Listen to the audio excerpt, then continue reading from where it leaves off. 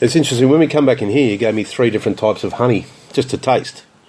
One's the winter honey, which was sweeter. Yeah, winter sweet. And then a bloodwood, and the normal honey range there. And each one of them has a distinct taste. Oh, yes. And part of that's created by season, not just where the bees have come from. The different varieties. Yeah, in spring when we get the oranges, they dominate everything, and it's this beautiful perfumed honey. Okay. And you can smell it. It's the orange citrus through it. Wow. And things like that. Yeah, it's the variety can change from month to month, and we will sell it. That's what we sell it in varieties. And people love buying the different varieties of honey, the ironbarks and the bloodwoods, and it's worth separating. It's worth separating, and I mean I could taste it straight up here, and I guess one of the big things I tasted as soon as I tasted it out of the rack, the freshness of that and the sweetness of that was completely different than something I would normally have, which is from the supermarket, squeezed out of a bottle, onto something that's completely different. We've had your reaction plenty of times. That's why I knew to work with it straight away. Yeah. Like, try this honey. People, like, what type of honey do you like? And I don't know, honey. Yeah, honey. And then you watch their eyes open up, innit? It's a nice part of being at a farmer's market is seeing people opening their eyes up to different flavours. And you know they're going to try honey. It doesn't matter if it's my honey. If they're down in South Australia and they see a local beekeeper, hey, we've won if they buy local honey. Yeah, for sure. Yeah. I mean, how hard is it to get all that stuff and take it to the market? And is it you do it because you love it more, or is it or is it good financial? Is it a good business itself, or it's just comes back to it's just a complete passion? You have to do it as a bit of a passion too, don't you? It can be financially rewarding. Yeah. What's a jar of honey worth? That's about $8.50. $8.50 for just the plain jar. Right. And then you've got the one that has the offcuts from these.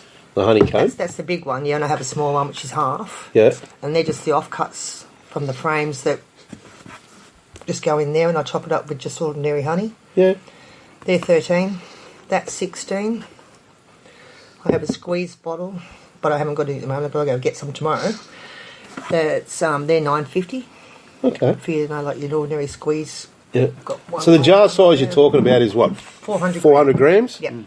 All right. And is that comparable to a supermarket? Or? It is. Yeah. I sell the kilo for $16. People buying kilos of honey? A kilo bucket of honey for $16 and a kilo and a half for $20. Now the supermarket sells a kilo and a half for $18. Yeah. And I'm not sure if they actually sell 1 kilo. So I think it's more 500 gram buckets. Yeah. But it's not natural honey. It is honey, but it's honey what's canola, lucerne. It's a mix of honey. And some of it is like, I think it's, I can't remember what the name of the company is, but they do have them, but they've got to heat them up to be able to pump them through a factory. So it's not like here where I can sit there and put a 10 kilo bucket in warm water and take 2 days to uncrystallise or make that so it's going to flow where I can get it into jars properly. Yeah. Because they've got to pay their employees, so they've got to have it. Yeah, and they've got high overheads, all that sort of stuff, and it's about making it quick, but... It's a good it's honey. Like, I'd rather a kid eating honey, and a lot of parents do. Yeah. And if it's $1 or so cheaper than us, good, because you want to see kids eating good quality food, don't we? Yeah, I mean, but... but it's just the raw honey, people... Yeah, it's organic, it's raw, it's... You know, it's as close to nature as you can get. Yeah, and it's matter... They actually do us a favour, because people taste good raw honey and they see the difference. Yeah. So, it's actually a bit of a selling point. People will buy our honey because of that, won't they? So tell us whereabouts do you sell your product? Where do you market it? How do we reach more people? How many sales can we do? We're sort of in between farmers markets at the moment. Yeah, we've been looking into that. So we're this product here is what cut came, and that's pretty well the honey came out of the beehive. Yeah, just been cut up in the little squares. It's wax and all. We've got a chef testing it at the moment. He's going to smoke that product. Yeah. And put on a pork product or fish product? Pork. Al's been dealing with the chef. We've got Epping the Fine Yopping Food Club Festival? Food and Wine Festival coming up on the 3rd of, I think it's Friday the 3rd of August. Yeah. No, Friday the 3rd of August, Epping Food and Wine Festival. You guys will be there? You will be there. And we're just looking more of those types of things Doing these more days. of the gourmet type. Yeah, the gourmet side of things. Yep. Okay, can people ring you up and order it? They Yeah, can. for sure. Yep, we do. Al does deliveries local. I've Yeah. got one lady that buys 3 kilo, We've got regular customers. 3 1 that's kilo like that. bucket Okay, so- that I just drop off to her place. I can ring you up and say, hey, Ali, can I have a jar of honey? And you're going to deliver a jar of honey. If you're in the Hawkesbury, Yep. a reasonable distance, we'll deliver it. How cool is that? Yeah. No worries there, yeah. Not a Are you, problem. are you the only home service delivery of honey person What we think, in the Hawkesbury? yeah. Well, we know of them. We're the only ones who are doing the cut comb too now. That's why the chef been came hard to to get us, cut because he couldn't get the The cone? like that. We lose a bit of money because it's so hard to get that comb looking Yeah. pristine. And the wax, again, we lose 8 kilo of honey for every kilo of wax they use.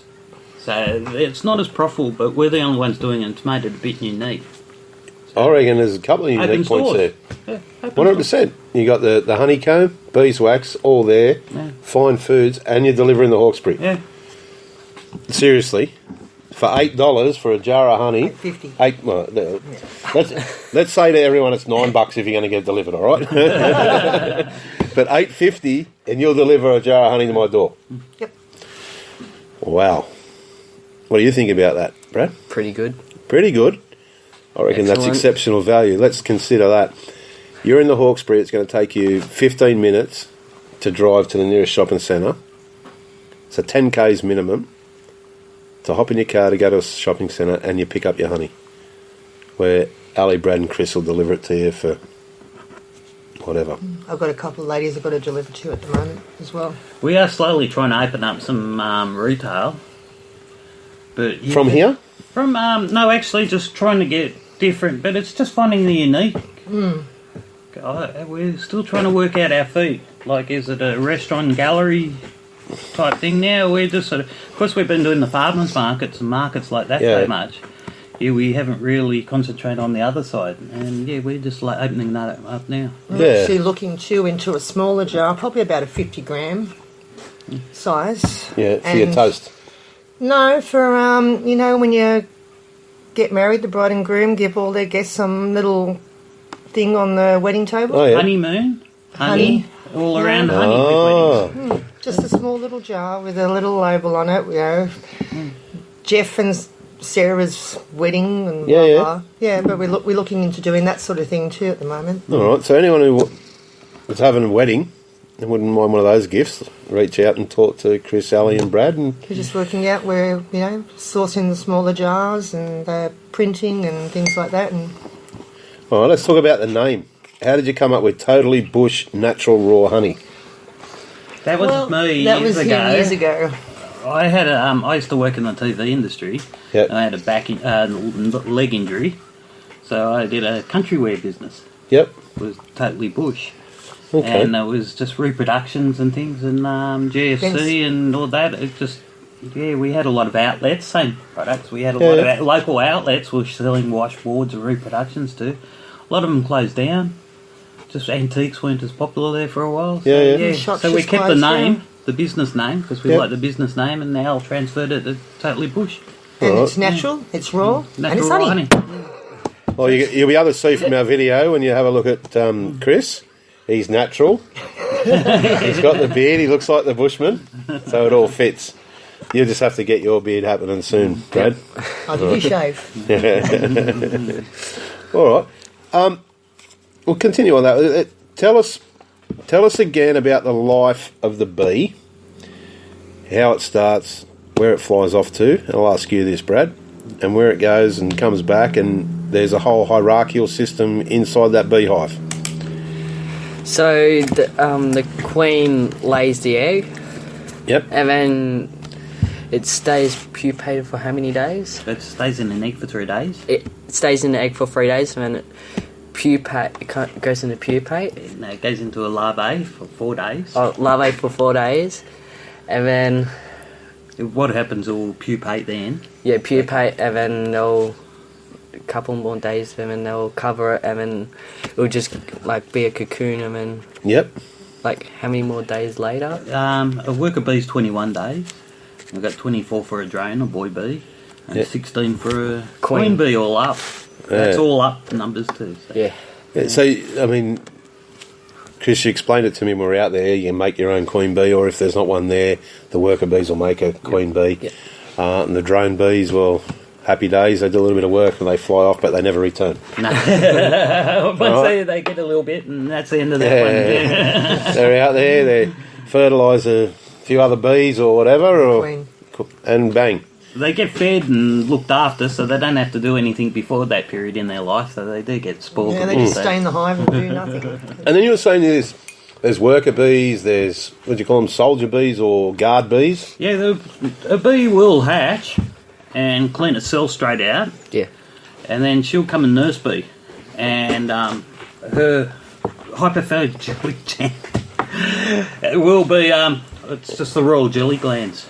Yep. There's a couple of them, 2 of them in the back of their head. They will produce the royal jelly, so they'll feed the larvae. They'll go for a nursing stage, and then they'll go down the guard duties. They go through different evolutions. Yeah. Of every job in the hive. The bee, as it gets older, will go to each. Just naturally will work out at so-and-so day I go and do this job. In the last couple of weeks of their life, they go field duties. Out foraging. It's amazing, isn't it? And the lifespan of a bee, 6 weeks.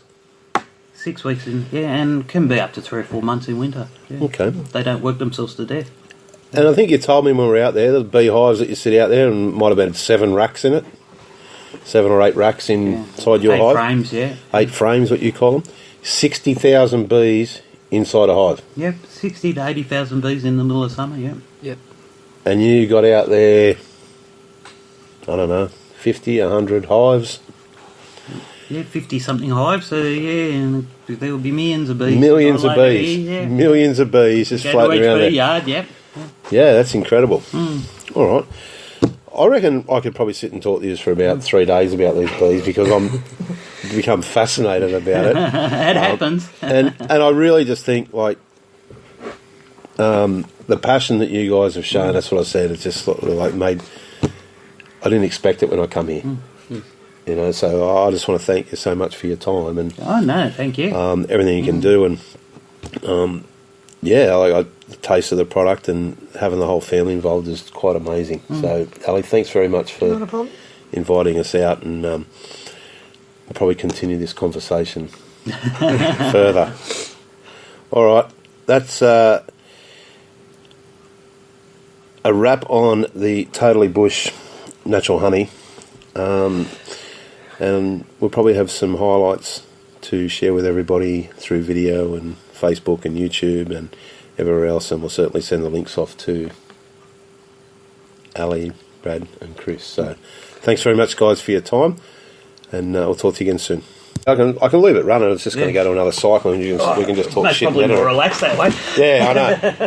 I sort of have to get the formal bit in and ask a few questions, but the more it flows and it's free, it's way easier. Oh yeah, I love. And it comes out better. Yeah. In winter, this is I got new medication and nerve blocks, so I'm a bit better this winter. But normally I'm watching these. That's where I learned most of talking to Americans. And, what'd you do to your back? Fire truck. Lost my knee. And then I was Colo Height fires in 2005, 4. When they came through here. The following year, I was in a fire truck, and there's bang, and that's the end of that. Well, are you the fire truck down here at East Corrigal? No, we're Tennyson now. Tennyson. Yeah, we're at Tennyson, the big shed there. Yeah. Because this one still goes, doesn't it? Yeah. That's. Talk about that. We're with Patricus, Chris Patricus. Oh, yeah. Brilliant captain. Absolute brilliant captain. Yeah. Yeah, no politics. It's great. Yep, they just did their BF. They're fireys now too. They're little fireys. Yeah. Little fireys. That's the whole family. Couple of months they get to go on the fireground. So what are they? They're 3rd generation now, 4th generation. You with your dad? You? 4th generation. Yeah. Yeah, 4th. As I'm getting out, all the kids are getting in because I'm just finding it a bit too much. Yeah. They're like people. Barry, it was 86, 84. and you can't climb into the truck. It's just, if we get a phone call now, if you imagine a grass fire, what's happened a few times, we've saved a few hours. The blokes with the bad backs and everything, we just get in the truck, get there, and we've saved houses a couple of times now, and then all the tradies will start turning up. So we'll just like stand down and shoot the